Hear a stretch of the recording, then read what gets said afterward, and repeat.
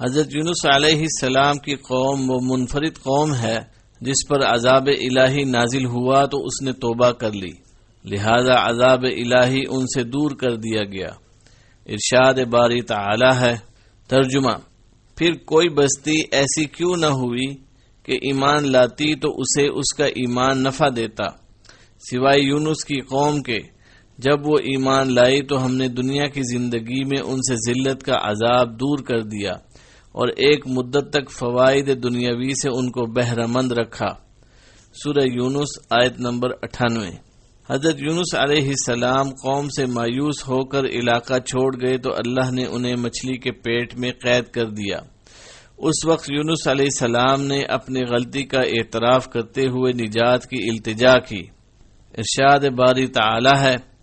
ترجمہ: اور ذنون یعنی مچھلی والے کو یاد کرو جب وہ اپنی قوم سے ناراض ہو کر غصے کی حالت میں چل دیے اور خیال کیا کہ ہم ان پر قابو نہیں پا سکیں گے، آخر اندھیرے میں اللہ کو پکارنے لگے کہ تیرے سوا کوئی معبود نہیں، تو پاک ہے اور بے شک میں قصوروار ہوں۔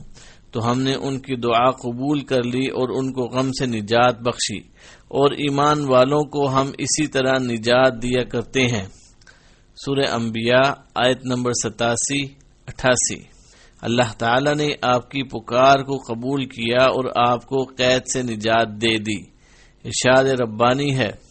ترجمہ: اور بے شک یونس بھی پیغمبروں میں سے تھے، جب بھاگ کر بھری ہوئی کشتی میں پہنچے سو اس وقت کوڑا ڈالا گیا تو انہوں نے زک اٹھائی، پھر مچھلی نے ان کو نگل لیا اور وہ اپنے آپ کو ملامت کرنے لگے۔ پھر اگر وہ اللہ کی پاکیزگی بیان نہ کرتے تو اس روز تک اسی کے پیٹ میں رہتے جبکہ لوگ دوبارہ زندہ کیے جائیں گے۔ پھر ہم نے ان کو جبکہ وہ بیمار تھے فراخ میدان میں ڈال دیا اور ان پر کدو کا درخت اگایا اور ان کو 1,00,000 یا اس سے زیادہ لوگوں کی طرف پیغمبر بنا کر بھیجا تو وہ ایمان لے آئے، لہذا ہم بھی ان کو دنیا میں ایک وقت مقررہ تک فائدہ دیتے رہے۔ سورہ صافات آیت نمبر 139 تا 148۔ ایک اور مقام پر فرمایا۔ ترجمہ: سو آپ اپنے پروردگار کے حکم کے انتظار میں صبر کیجئے اور مچھلی کا لقمہ ہونے والے یونس کی طرح نہ ہونا کہ انہوں نے اللہ کو پکارا اور وہ غم و غصے میں بھرے ہوئے تھے۔ اگر تمہارے پروردگار کی مہربانی ان کی یاوری نہ کرتی تو وہ چٹیل میدان میں ڈال دیے جاتے اور ان کا حال ابتر ہو جاتا۔ پھر پروردگار نے ان کو برگزیدہ کر کے نیکوکاروں میں کر لیا۔ سورہ قلم آیت نمبر 48 تا 50۔ مفسرین بیان کرتے ہیں کہ اللہ تعالی نے حضرت یونس علیہ السلام کو موصل کے علاقے میں نینوا والوں کی طرف مبعوث فرمایا تھا۔ آپ نے انہیں اللہ کی طرف بلایا، انہوں نے آپ کی تکذیب کی اور کفر و عناد پر اڑے رہے۔ جب اسی طرح ایک طویل مدت گزر گئی تو یونس علیہ السلام بستی سے نکل گئے اور لوگوں کو فرما گئے کہ 3 دن کے بعد ان پر عذاب آ جائے گا۔ متعدد صحابہ رضی اللہ عنہم متابعین رحمت اللہ علیہم سے منقول ہے کہ جب حضرت یونس علیہ السلام باہر تشریف لے گئے تو قوم کو یقین ہو گیا کہ اب عذاب ضرور نازل ہوگا۔ اس وقت اللہ نے ان کے دلوں میں توبہ کی طرف توجہ پیدا فرما دی۔ انہیں اپنے نبی کے ساتھ بدسلوکی پر ندامت محسوس ہوئی، چنانچہ انہوں نے پھٹے پرانے کپڑے پہن لیے، جانوروں کے بچوں کو ان کی ماؤں سے الگ کر دیا، پھر وہ رو رو کر عاجزی کے ساتھ اللہ سے دعائیں مانگنے لگے۔ مرد بھی روتے تھے، عورتیں بھی، بچے بھی روتے تھے اور مائیں بھی، اونٹ بھی بلبلاتے تھے، ان کے بچے بھی، گائیں بھی رامتی تھیں، بچڑے بھی، بکریاں بھی منمناتی تھیں اور میمنے بھی۔ یہ بہت رقت آمیز منظر تھا۔ چنانچہ اللہ تعالیٰ نے اپنی قدرت اور رحمت سے ان پر سے وہ عذاب ٹال دیا جو ان کے سروں پر منڈلا رہا تھا۔ اسی لیے اللہ تعالیٰ نے فرمایا۔ ترجمہ: پس کیوں نہ کوئی بستی ایمان لائی کہ اس کا ایمان لانا اس کے لیے نافع ہوتا۔ سورہ یونس آیت نمبر 98۔ یعنی گزشتہ اقوام میں کوئی ایسی بستی کیوں نہ پائی گئی جو پوری کی پوری ایمان لے آتی۔ معلوم ہوا کہ ایسا نہیں ہوا، بلکہ ایسے ہوا جیسے اللہ تعالی نے فرمایا ہے، اور ہم نے کسی بستی میں کوئی ڈرانے والا نہیں بھیجا مگر وہاں کے خوشحال لوگوں نے کہا کہ جو چیز تم دے کر بھیجے گئے ہو ہم اس کے قائل نہیں۔ سورہ سبا آیت نمبر 34۔ اللہ تعالیٰ نے فرمایا، ترجمہ، پھر کوئی بستی ایسی کیوں نہ ہوئی کہ ایمان لاتی تو اسے اس کا ایمان نفع دیتا، سوائے یونس کی قوم کے۔ جب وہ ایمان لے آئی تو ہم نے رسوائی کے عذاب کو دنیاوی زندگی میں ان پر سے ٹال دیا اور ان کو ایک خاص وقت تک کے لیے زندگی سے فائدہ اٹھانے کا موقع دیا۔ سورہ یونس آیت نمبر 98۔ یعنی وہ سب کے سب ایمان لے آئے۔ مفسرین کا اس بارے میں اختلاف ہے کہ ان کے اس ایمان سے انہیں آخرت میں فائدہ ہوگا یا نہیں، اور جس طرح دنیا کے عذاب سے چھوٹ گئے آخرت کے عذاب سے بھی بچ جائیں گے یا نہیں۔ قرآن مجید کے ظاہری الفاظ سے معلوم ہوتا ہے کہ اس ایمان سے انہیں آخرت میں بھی فائدہ ہوگا، کیونکہ اللہ تعالیٰ نے فرمایا ہے، جب وہ ایمان لے آئے، اور فرمایا اور ہم نے اسے 1,00,000 یا اس سے زیادہ آدمیوں کی طرف بھیجا، پس وہ ایمان لے آئے، لہذا ہم نے انہیں ایک زمانے تک فائدے دیے۔ سورہ صافات آیت نمبر 147 148۔ اس دنیاوی فائدے سے یہ لازم نہیں آتا کہ اخروی عذاب سے نجات حاصل نہ ہو۔ واللہ عالم۔ اس قوم کی تعداد 1,00,000 تو یقیناً تھی، اس سے زیادہ کتنی تعداد تھی اس کے بارے میں علماء کے مختلف اقوال ہیں۔ بہرحال جب یونس علیہ السلام اپنی قوم کی وجہ سے دل برداشتہ ہو کر روانہ ہو گئے تو سمندر میں سفر کرنے کے لیے ایک کشتی میں سوار ہوئے۔ کشتی لہروں میں ڈگمگانے اور ہچکولے کھانے لگی اور قریب تھا کہ ڈوب جائے، چنانچہ مسافروں نے مشورے سے یہ طے کیا کہ قرآن اندازی کریں اور جس کے نام کا قرآن نکلے اسے کشتی سے سمندر میں پھینک کر بوجھ کم کریں۔ جب انہوں نے قرآن ڈالا تو قرآن میں اللہ کے نبی حضرت یونس علیہ السلام کا نام نکلا۔ لوگ یونس علیہ السلام کے زہد و تقوی سے واقف تھے، انہوں نے آپ کو دریا میں پھینکنا پسند نہ کیا۔ انہوں نے دوبارہ قرآن ڈالا تو پھر آپ کا نام نکل آیا۔ آپ نے چھلانگ لگانے کا ارادہ کیا تو دوسرے مسافروں نے پھر آپ کو منع کر دیا۔ انہوں نے تیسری بار قرآن ڈالا، تب بھی آپ کا نام نکلا، کیونکہ اللہ تعالیٰ کی خاص مشیت یہی تھی۔ ارشاد باری تعالی ہے، اور بلا شبہ یونس نبیوں میں سے تھے۔ جب وہ بھاگ کر بھری کشتی میں پہنچے اور پھر قرآن اندازی ہوئی تو یہ مغلوب ہو گئے، سو انہیں مچھلی نے نگل لیا اور وہ خود اپنے آپ کو ملامت کرنے لگے۔ جب قرآن میں آپ کا نام نکلا تو آپ کو سمندر میں پھینک دیا گیا۔ اللہ تعالی نے بحیرہ روم کی ایک بڑی مچھلی بھیج دی، وہ آپ کو نگل گئی۔ اللہ تعالی نے اسے حکم دیا کہ وہ آپ کا گوشت نہ کھائے اور ہڈی نہ توڑے، کیونکہ آپ علیہ السلام اس مچھلی کا رزق نہیں تھے۔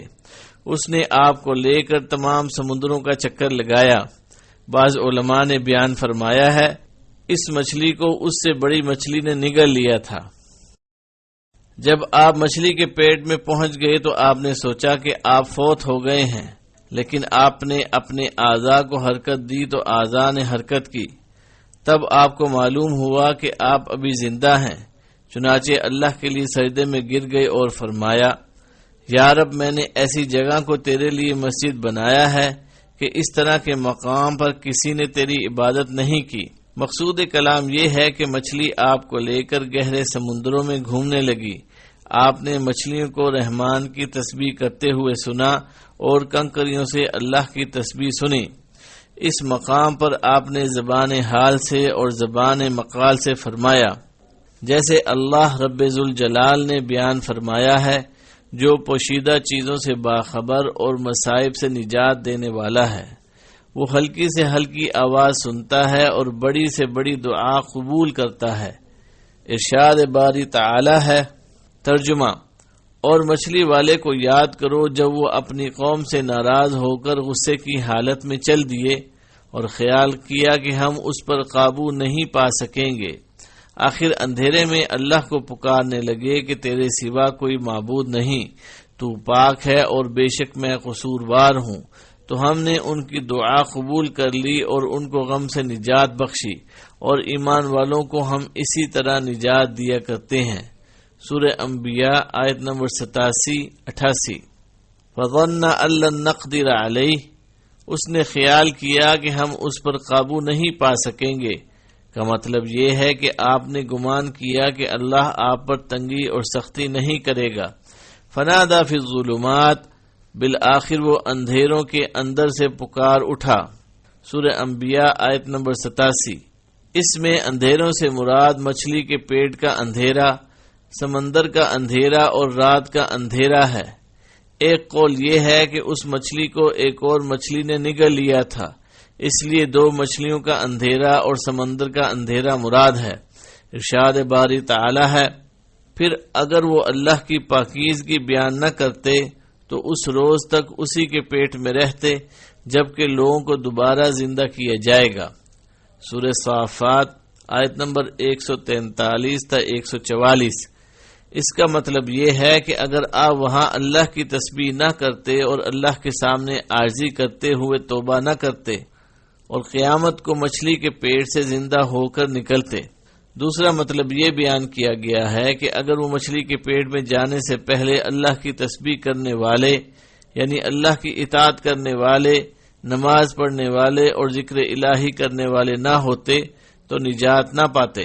اس کی تائید حضرت عبداللہ بن عباس رضی اللہ عنہما سے مروی حدیث سے بھی ہوتی ہے کہ رسول اللہ صلی اللہ علیہ وسلم نے فرمایا، اے لڑکے میں تجھے کچھ باتیں سکھاتا ہوں، اللہ کا خیال رکھ یعنی اسے یاد رکھ، اس کے احکام کا خیال رکھ، اللہ تیرا خیال رکھے گا۔ اللہ کا خیال رکھ تو اسے اپنے سامنے پائے گا۔ راحت کے وقت اللہ کے ہاں معروف ہو یعنی اس سے تعلق جوڑ کر رکھو، وہ مشکل کے وقت تجھے پہچانے گا۔ امام ابن جریر رحمہ اللہ نے تفسیر میں حضرت ابو ہریرہ رضی اللہ عنہ کی روایت سے حدیث بیان کی ہے کہ رسول اللہ صلی اللہ علیہ وسلم نے فرمایا، جب اللہ تعالی نے یونس علیہ السلام کو مچھلی کے پیٹ میں قید کرنے کا ارادہ فرمایا تو اللہ نے مچھلی کو وحی کی، اسے لے لو لیکن اس کا گوشت زخمی نہ کرنا اور ہڈی نہ توڑنا۔ مچھلی نے یونس علیہ السلام کو اٹھا کر سمندروں کا چکر لگایا۔ یونس علیہ السلام نے سمجھا کہ وہ فوت ہو گئے ہیں، پھر اپنا سر ہلایا تو محسوس کیا کہ وہ زندہ ہیں۔ پھر انہوں نے اپنے رب سے دعا کی، اللہ نے دعا قبول فرمائی، اور جب مچھلی سمندر کی تہ تک پہنچی تو یونس کو ایک آواز سنائی دی۔ آپ نے دل میں کہا، یہ کیا ہے؟ اللہ تعالیٰ نے آپ کی طرف وحی کی، یہ سمندر کے جانوروں کی تسبیح کرنے کی آواز ہے۔ مچھلی کو حکم دیا تو اس نے آپ کو ساحل پر لا ڈالا، اور جیسے اللہ تعالیٰ نے فرمایا، وَهُوَ سَقِيمٌ، وہ اس وقت بیمار تھے۔ امام ابن ابی حاتم رحمہ اللہ نے اپنی تفسیر میں بیان کیا ہے کہ یونس علیہ السلام کو مچھلی کے پیٹ میں ان الفاظ کے ساتھ دعا کرنے کا خیال آیا، لا الہ الا انت سبحانک انی کنت من الظالمین۔ ترجمہ، اے اللہ تیرے سوا کوئی معبود نہیں، تو پاک ہے اور بے شک میں قصوروار ہوں۔ یہ دعا عرش کے نیچے جا پہنچی تو فرشتوں نے کہا، یا رب ایک کمزور سی جانی پہچانی آواز کسی اجنبی مقام سے آ رہی ہے۔ فرمایا تم نے پہچانا نہیں؟ بولے نہیں اے رب۔ وہ کون ہے؟ فرمایا میرا بندہ یونس۔ فرشتوں نے کہا تیرا بندہ یونس جس کے مقبول عمل اور مقبول دعائیں آسمانوں پر آتی رہتی ہیں، یا اللہ وہ راحت کے ایام میں نیکی کرتا تھا، کیا تو اس پر رحم کر کے مصیبت سے نجات نہیں دے گا؟ اللہ نے فرمایا کیوں نہیں۔ پھر مچھلی کو حکم دیا تو اس نے آپ کو چٹیل میدان میں پھینک دیا۔ اللہ تعالیٰ نے فرمایا، یعنی ہم نے اسے ڈال دیا، یعنی بنجر مقام پر جس میں کوئی درخت نہ تھا۔ وَهُوَ سَقِيمٌ، اور آپ بیمار یعنی کمزور تھے۔ ابن عباس رضی اللہ عنہما نے فرمایا وہ نوزائیدہ بچے کی طرح تھے۔ وَأَنبَتْنَا عَلَيْهِ شَجَرَةً مِّن يَقْطِينٍ، ہم نے اس پر ایک بیل دار درخت اگا دیا۔ متعدد صحابہ رضی اللہ عنہم و تابعین رحمۃ اللہ علیہم بیان کرتے ہیں کہ یہ کدو کی بیل تھی۔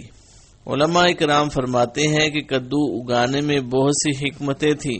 اس کے پتے انتہائی ملائم، تعداد میں زیادہ اور سایہ مہیا کرنے والے ہوتے ہیں۔ مکھی اس کے قریب نہیں آتی، اس کا پھل شروع سے آخر تک کھایا جاتا ہے، اس کے چھلکے اور بیج سے بھی فائدہ اٹھایا جاتا ہے۔ یہ دماغ کو قوت دیتا ہے اور بہت سے فوائد کا حامل ہے۔ اللہ تعالیٰ کے حکم سے ایک جنگلی ہرنی صبح شام آ کر آپ کو دودھ پلاتی تھی۔ یہ آپ پر اللہ کی رحمت اور اس کا احسان تھا، اس لیے اللہ تعالیٰ نے فرمایا، ترجمہ: پھر ہم نے ان کی دعا قبول کر لی اور ان کو غم سے نجات بخشی، اور ایمان والوں کو ہم اسی طرح نجات دیا کرتے ہیں۔ سورہ انبیاء آیت نمبر 88۔ یعنی ہم سے جو کوئی دعا کرے اور ہماری پناہ کا طالب ہو، ہم اس کے ساتھ اسی طرح احسان کرتے ہیں۔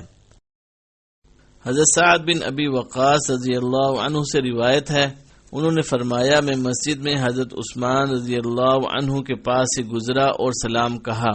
انہوں نے میری طرف دیکھا لیکن سلام کا جواب نہ دیا۔ میں حضرت عمر رضی اللہ عنہ کی خدمت میں حاضر ہوا اور کہا، کیا اسلام میں کوئی نئی چیز پیدا ہو گئی ہے؟ انہوں نے کہا، نہیں، کیا ہوا؟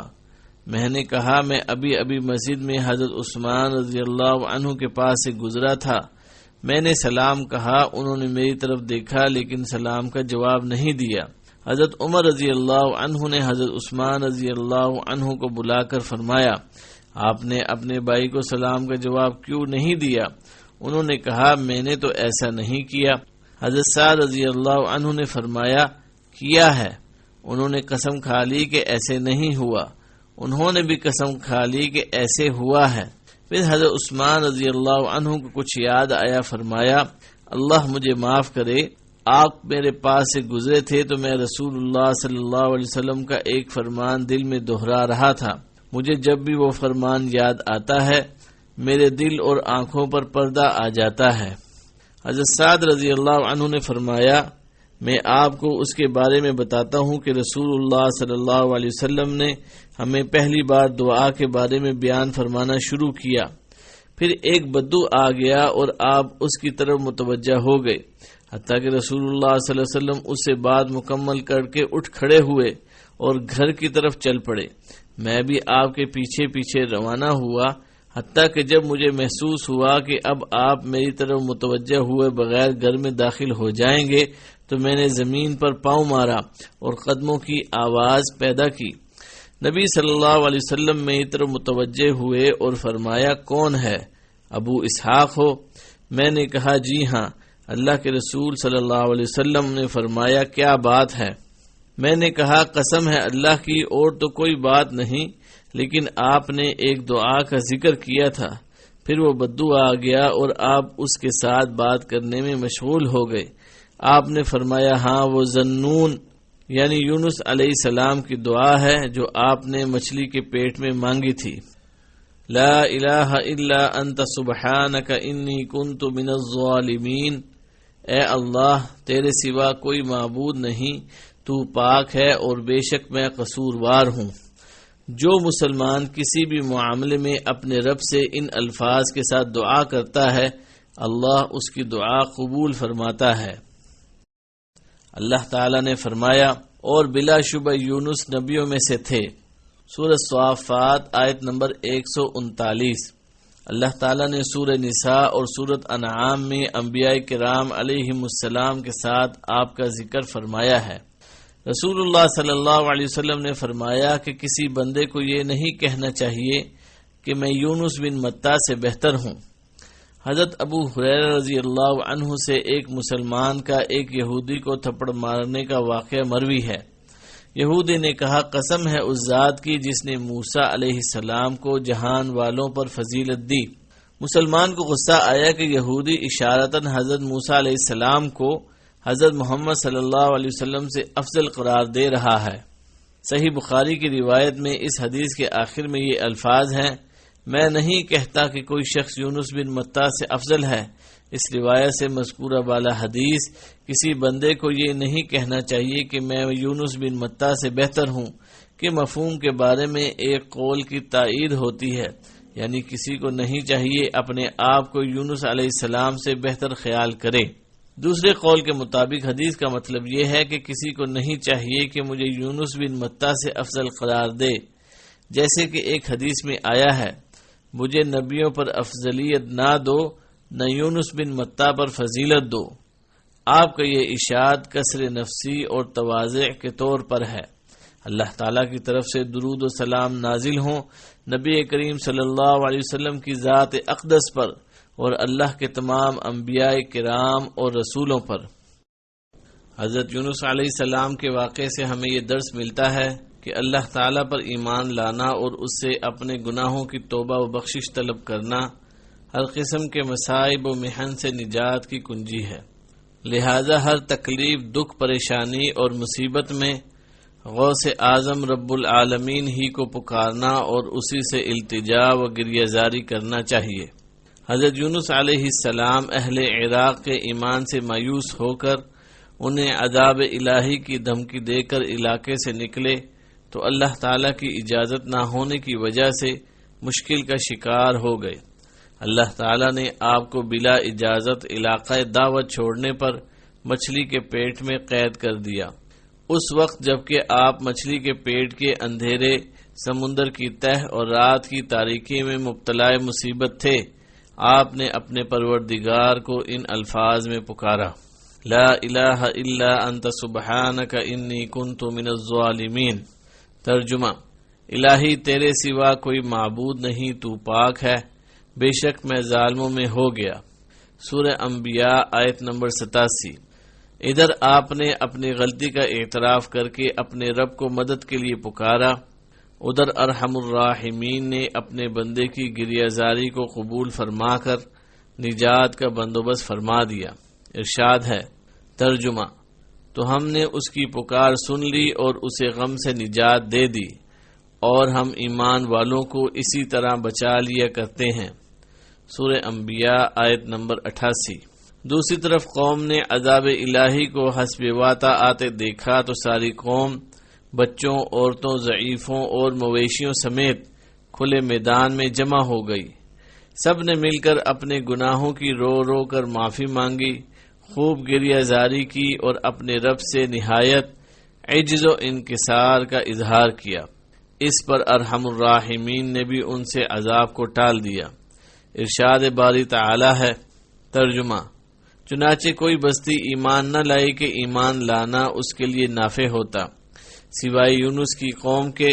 جب وہ ایمان لے آئے تو ہم نے رسوائی کے عذاب کو دنیاوی زندگی میں ان سے ٹال دیا اور ان کو ایک وقت خاص تک کے لیے زندگی سے فائدہ اٹھانے کا موقع دیا۔ سورہ یونس آیت نمبر 98۔ آج مسلمان بحیثیت ایک قوم کے جن مصائب، شدائد، دکھوں اور کفار کے شکنجہ ظلم میں آئے ہوئے ہیں، ان سے نجات کے لیے سب کو مل کر اپنے ایمان کی تجدید کرنی چاہیے، اپنے رب سے توبہ و استغفار کر کے اس سے اپنے تعلق کو مضبوط بنانا چاہیے۔ نیز رسول اکرم صلی اللہ علیہ وسلم کے درجہ ذیل فرمان پر ساری امت کو اجتماعی طور پر عمل کرنا چاہیے تاکہ اللہ تعالی مسلمانوں کو ذلت و رسوائی سے نجات دے اور عزت و شرف سے نوازے۔